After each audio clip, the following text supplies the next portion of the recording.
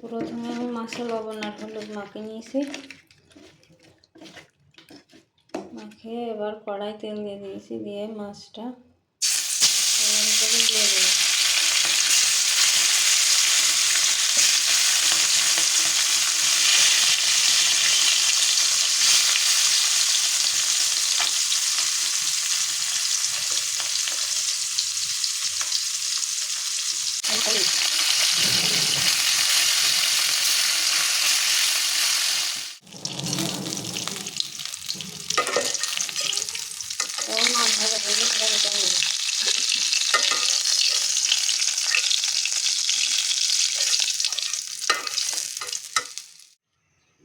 কাঁচামরিচ আর পেঁয়াজ দিয়ে দেবো।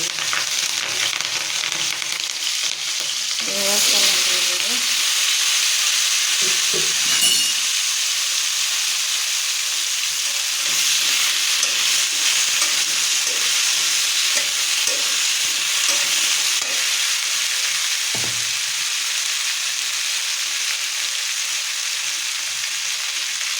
লবণ,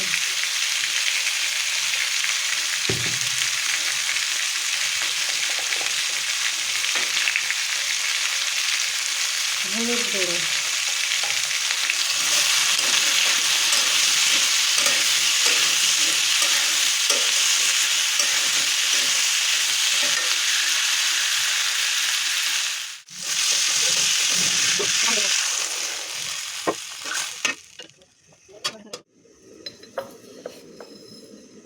এখানে আমি সরিষা আর জিরা একসাথে বেটে নেব।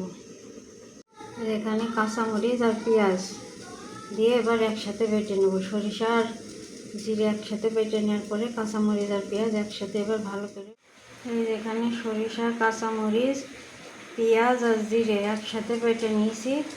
নিয়ে এবার আমি মশলাটা তরকারির ভিতরে দিয়ে দেবো। আপনারা কে কে এইভাবে রান্না করে খান আমাকে কমেন্ট করে জানাবেন। আমি এইভাবে রান্না করে খাই। নাড়াচাড়া করে এবার আমি ঝোল দিয়ে দেবো। আপনারা এইভাবে একদিন রান্না করে খেয়ে রাখবেন।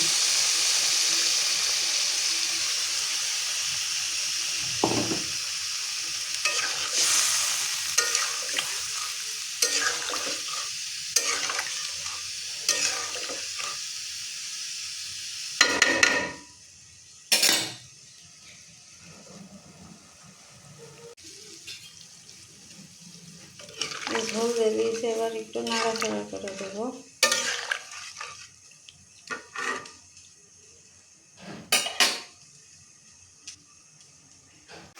এখন বাটা মশলা দিয়ে তরকারি রান্না কেমন হয়েছে কালারটা, কাঁচামরিচ, পেঁয়াজ, রসুন, জিরে, সরিষা দিয়ে বাটে একসাথে রান্না করা। আমি এইভাবেই রান্না করি। আপনারা এইভাবে রান্না করে রাখবেন, খেয়ে দেখবেন কেমন লাগে।